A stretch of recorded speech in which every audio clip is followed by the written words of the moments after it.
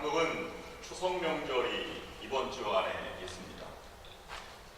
민족의 대이동이 시작되는데 이곳에서는 추석을 느낄 수가 없죠. 송편을 먹어본 지가 얼마나 오래됐는지 알 수도 없습니다. 그래도 옛날을 추억하면서 여러분 옆 사람과 인사를 나누시기 바랍니다. 해피 추석, 이렇게 한번 인사를 나눠주시기 바랍니다.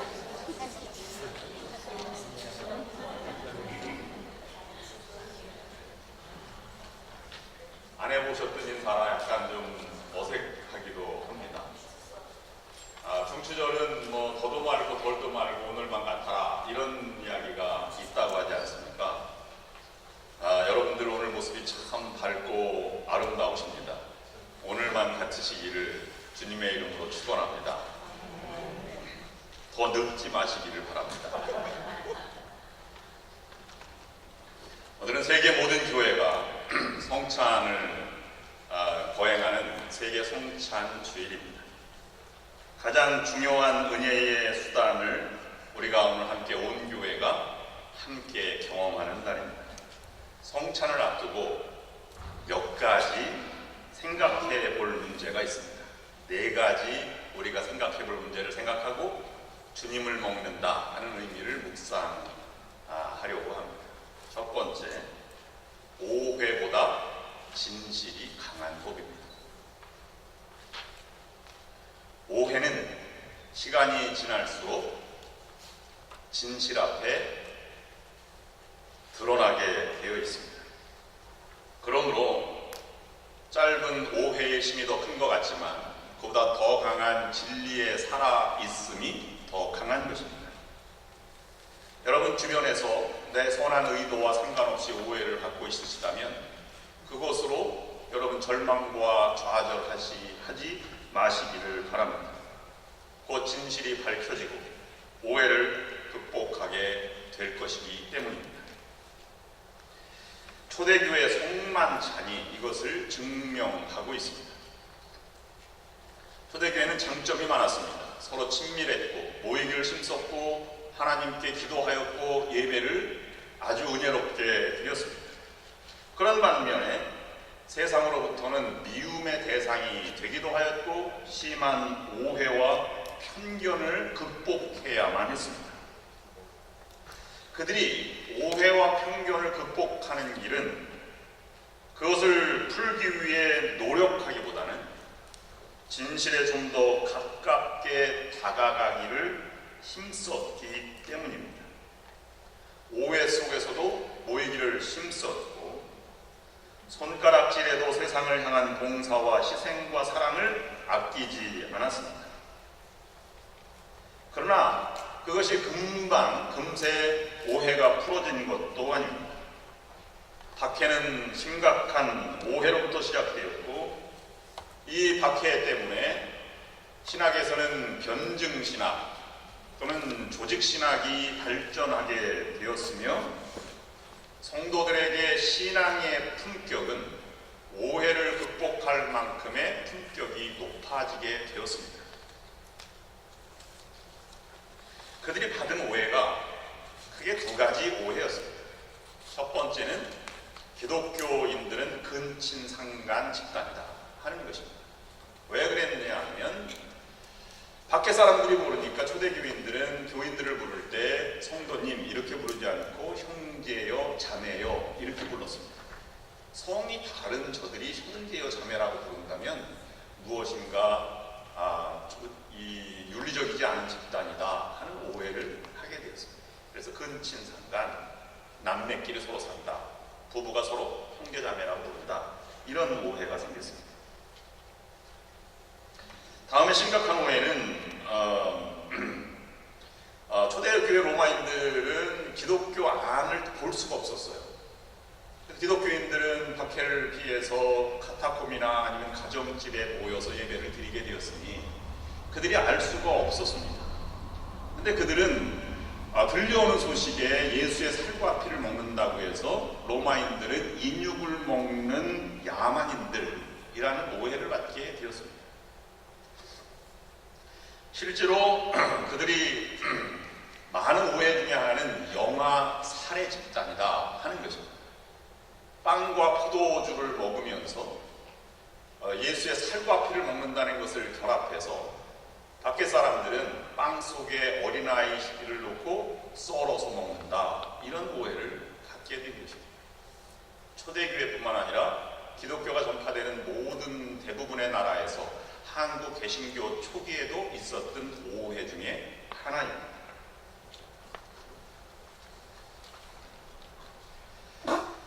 그러나 그들은 그것 때문에 더욱더 박해가 심해졌고 혐오감을 자극시키기에 충분하였지만 그들의 진실된 삶을 포기하지 않았으며 성찬의 신비와 은혜 속의 구원의 감격을 이어가게 되었습니다. 그러니 여러분들도 진실된 삶을 포기하지 마시고 인내하며 기다리십시오.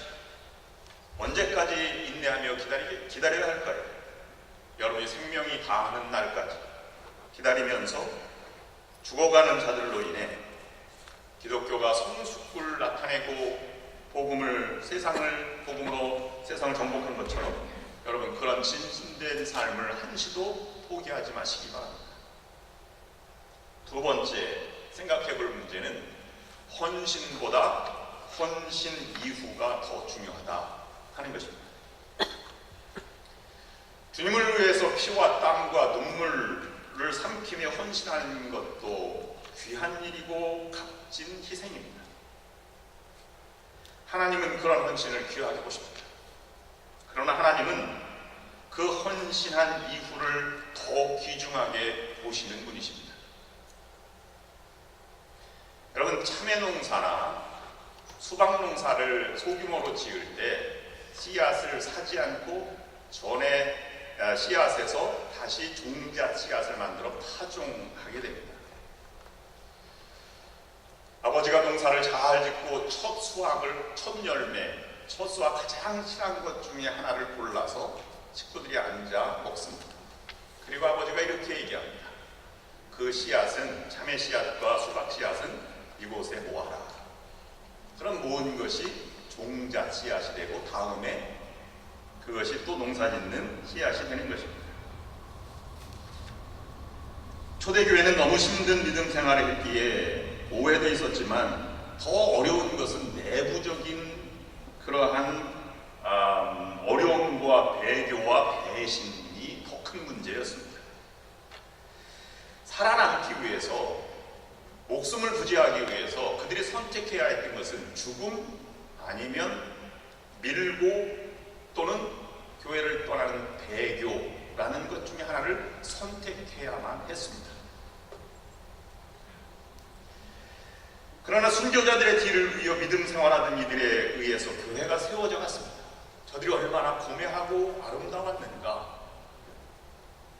그들의 기다림과 지속된 헌신 이후에 배교자들은 떠났던 삶을 뒤로하고 다시금 주님의 품으로, 교회로 돌아왔습니다. 돌아온 이들에 의해서 교회는 성장하게 되었고 부흥하게 된 것입니다. 교회도 마찬가지입니다. 눈물 뿌리고 헌신하고 피땀 흘려 노력하면 대부분의 교우들은 지켜보게 되지. 얼마나 오래가나 보자, 이렇게 보는 분들도 계십니다. 그런데 헌신도 귀하지만 헌신하는 중간에 얼마나 잘하나 보자 라는 평가받는다고 생각을 하고 그것을 혈기로 나타내면 싸움이 되고, 헌신 이후에 자신의 수고를 인정해주지 않는다고 서운한 생각이 들면 절망하고 교회를 떠나게 됩니다. 그런 삶에는 초대교회가 이루었던 품격 있는 신앙과 감동을 만들어가기 어렵습니다. 헌신 이후에 계속되는 믿음의 삶이 더 중요한 열매를 거두게 되는 것입니다. 그러니 헌신보다 헌신 이후의 삶이 더 중요한 것입니다. 세 번째로 행복을 느끼는 기준이 성숙도이다 하는 것입니다. 정말로 무엇 때문에 행복감을 느끼고 살아가십니까? 젊을 때에는 성공 또는 돈이 행복의 잣대일 때가 있습니다. 그러나 시간이 지나고 나이가 먹을수록 삶의 여건과 질이 행복의 기준이 됩니다. 미국에 처음, 여러분 미국에 오셨습니까? 미국 처음 첫 발을 디디면 놀라는 것 세 가지가 있는데요. 제가 그렇다는 것입니다. 첫 번째는 너무 땅이 넓습니다. 넓어도 너무 넓고 그 땅이 다 황량한 사막이 아니라 중부지역과 남부지역을 가보면 그렇게 기름지고 그리고 곡창지대가 이렇게 넓을 수 있는가 하는 것을 느끼게 됩니다. 중부지역은 7시간 달려도 밀밭이 끝나지 않고요. 가을에는 7시간 달려도 옥수수밭이 끝나지 않습니다. 우리 집사람이 미국에 처음 와서 봄에 도착했는데 밀이 막 이렇게 달아나니까 미국은 참 잘 사는 나라인가 보다. 들판에도 이렇게 잔디를 심어놓네. 이렇게 얘기를 하더라고요. 또 한 가지 놀라는 것은 햄버거를 먹는 그 음료수 잔이 얼마나 큰지 한국에서 그렇게 큰 빅 사이즈를 볼 수가 없었습니다. 저는 맨 처음에 라지, 미디움, 스몰을 햄버거 크기가 이렇게 크면 라지고 중간이면 미디움이고 작으면 스몰인 줄 알았어요. 그래서 라지를 시켰죠. 그랬더니 햄버거는 똑같고 그 음료수 담는 잔이 크더라고요. 이해할 수 없는 구조였습니다. 마지막으로는 공기가 다르죠. 세차하는 숫자가 한국보다 훨씬 더 적고 구두 닦는 것이 가끔 닦아도 될 만큼 먼지가 적습니다. 60년대 한국에서는 보릿고개 넘기기 어려워서 등 따숩고 배부르면 행복이라고 느꼈습니다. 70년대 공장들이 막 세워지고 나니까 생수를 먹는 것이 참 유행이기도 하였습니다. 요즘은 미세먼지 때문에 석탄 연료를 줄인다 또는 디젤 엔진을 세금을 더 매긴다 이런 것으로 달라지고 있는 것입니다. 시간이 더 지나면 아이들이 커진 것만도 행복이 되죠. 잘 자라주었다 이렇게 생각합니다. 동양 사상도 성서와 비슷하게 아주 소소한 것에 행복감을 느끼도록 그렇게 풀이하고 있습니다. 여러분 이 글씨가 보이실 겁니다. 한자로 이게 너무 작게 보이나요? 참 안 보입니다. 복복자입니다. 보일 시자에다가 한일자, 입구자, 닷전자를 합쳐놓은 것이죠. 이것이 풀이하면 복이라고 하는 것은 한 사람의 입을 먹일 만큼의 밭을 바라본다는 뜻이죠. 한 사람 먹일 만큼의 땅만 있으면 복이다 이렇게 생각했다는 것입니다. 근데 그것을 보일 시자를 붙여서 한 사람의 입을 먹일 만큼 밭을 신이 주었다 하는 것으로 해석을 하는 것이 복자입니다. 부자도 마찬가지예요. 부자는 똑같은 곳에 이렇게 집 간머리를 한 것이 한 집안의 식구들을 먹일 수 있는 밭이 있으면 부자라 그렇게 풀이를 한 것입니다. 우리가 요즘 알듯이 부자 그러면 채워도 넘치는 넉넉함을 얘기하는데 동양 사상에서는 그렇게 얘기하지 않습니다. 소박한 것 그것이 복이라고 보았습니다. 처음 초대교회는 정말로 예수를 담는 것이 복이다, 행복이다 이렇게 느꼈습니다. 그래서 세상의 삶보다는 영적인 삶, 영원한 삶이 더 귀중하게 생각이 되었습니다. 그래서 내가 주체보다는 주님이 주체가 되고 주인 되시고 이웃을 돌보는 삶이 선하고 아름답다 그렇게 생각을 하여서 도울 수 있는 힘이 있을 때 하나님을 섬길 수 있는 예배를 드릴 수 있는 이 순간이 얼마나 복된가 하는 것을 고백하며 살아간 것입니다. 영성생활에 이것을 비추어 보면 우리의 잣대가 어디에 있는지를 분명하게 나타나게 됩니다. 어린아이들이 넘어질 때 너무 슬퍼하는 사람이 없어요. 왜냐하면 일어날 걸 알기 때문이죠. 근데 어른들은 넘어지면 걱정을 합니다. 왜냐하면 못 일어날까 봐. 이것이 차이점입니다. 나이가 들수록 신앙이 성숙할수록 기준이 달라져야 하는데 오히려 어린아이는 소유욕이 강합니다. 근데 나이가 강해지는 경우도 많이 있습니다. 그래서 세상을 향해서 헌신하고 봉사해야 하는데 자기 자식만 중요하게 생각하는 경우도 많이 있습니다. 특별히 딸보다는 아들들을 중요하게 생각해서 우리 아들 이렇게 생각을 하게 되죠. 그러나 예수가 삶에 들어가면 전혀 다른 삶이 됩니다. 어린아이는 내가 부모로부터 무엇을 얻어낼까가 관심이지만 성숙한 효자는 내가 무엇을 해드려야 부모가 기뻐할까를 생각하는 것과 마찬가지입니다. 신앙의 초기에는 하나님 나에게 무엇을 해줄까를 기대하지만 성숙한 신앙인은 내가 무엇을 하여야 하나님이 기뻐하실까를 걱정하고 고민하는 것입니다. 그러므로 영적인 차원은 전혀 다른 세계의 차원을 살아가는 사람입니다. 마지막 네 번째는 우리는 완성된 존재가 아니라 지어져 가는 존재다 하는 것입니다. 우리는 결코 완성된 존재가 아닙니다. 아직도 건축 중인 존재이지요. 공사가 필요하고 또 양식이 필요한 존재입니다. 늘 먹고 채워야 하는 것입니다. 도로를 지나가다 보면 공사 중이라는 표시가 있죠. 그러면 그것을 서행하든지 아니면 막히면 돌아서라도 가야 합니다. 죄송합니다. 공사 중입니다. 이렇게 쓰여 있습니다. 여러분 옆 사람과 인사를 나눌 때 예전에는 나눴던 인사를 다시 한번 나눠주시기 바랍니다.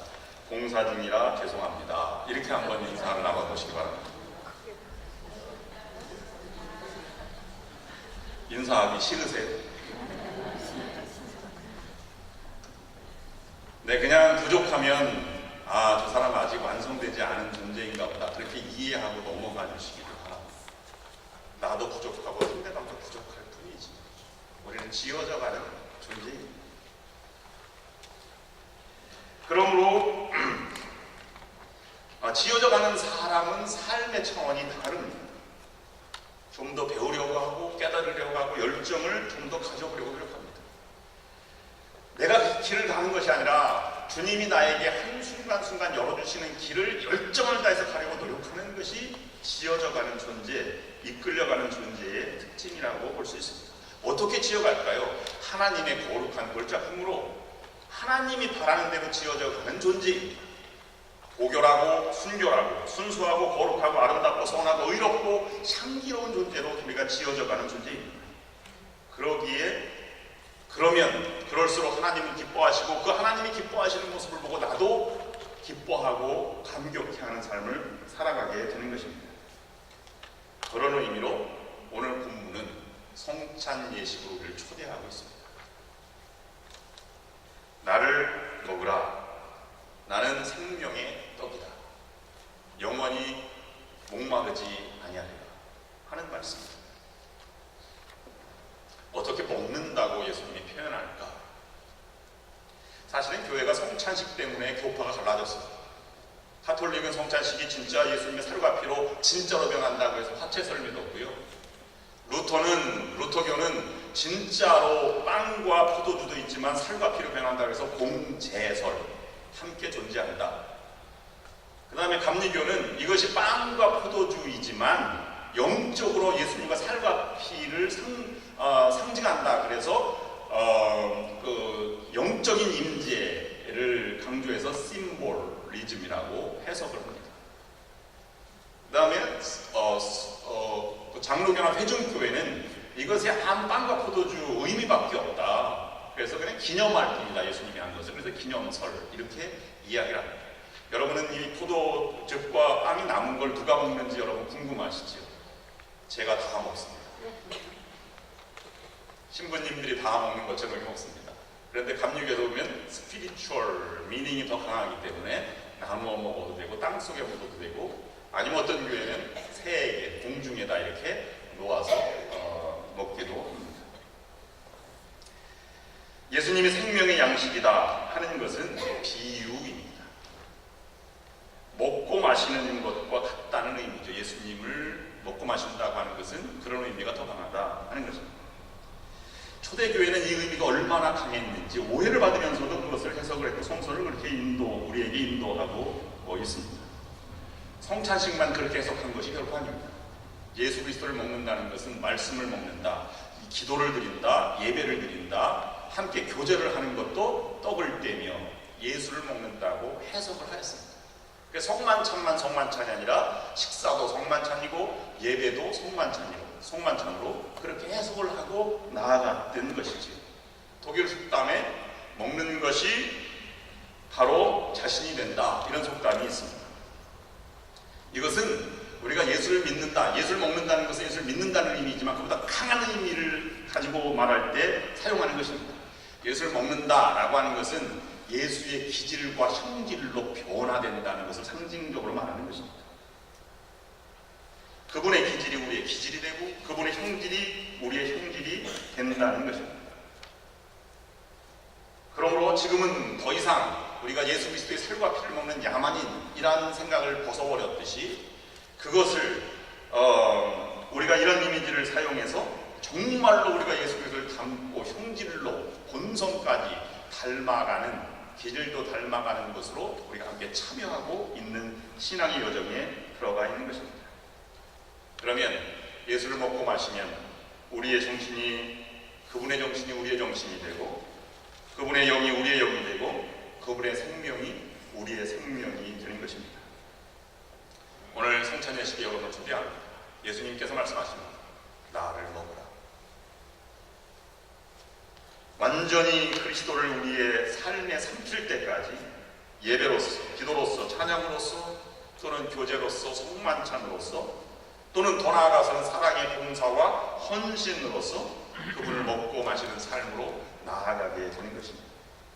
그러면 우리의 삶이 충만한 은혜로, 의미로, 거룩으로 채워지게 될 것입니다. 그런 우리 교회와 여러분들이 삶이 될 수 있기를 주님의 이름으로 축원합니다. 기도하시겠습니다. 예수 그리스도와 동행하는 것을 넘어서, 예수 그리스도를 닮아가는 것을 넘어서서 예수가 내가 되고 내가 예수 그리스도의 형질과 기질이 되어서 그 은혜의 거룩한 삶을 살아가는 성도들이 될 수 있도록 인도하여 주시옵소서. 우리는 오해보다 진실이 강함을 믿습니다. 진실된 삶을 포기하지 않도록 인도하여 주시옵소서. 또한 우리는 지어져가는 존재입니다. 그러므로 헌신하고 헌신 이후의 삶도 고귀하게 간직하는 성도들이 될 수 있도록 인도하여 주시옵소서. 거룩한 성찬에 참여하면서 우리가 감격을 맛보게 하여 주시옵소서. 예수 그리스도의 이름으로 간절히 기도드립니다. 아멘.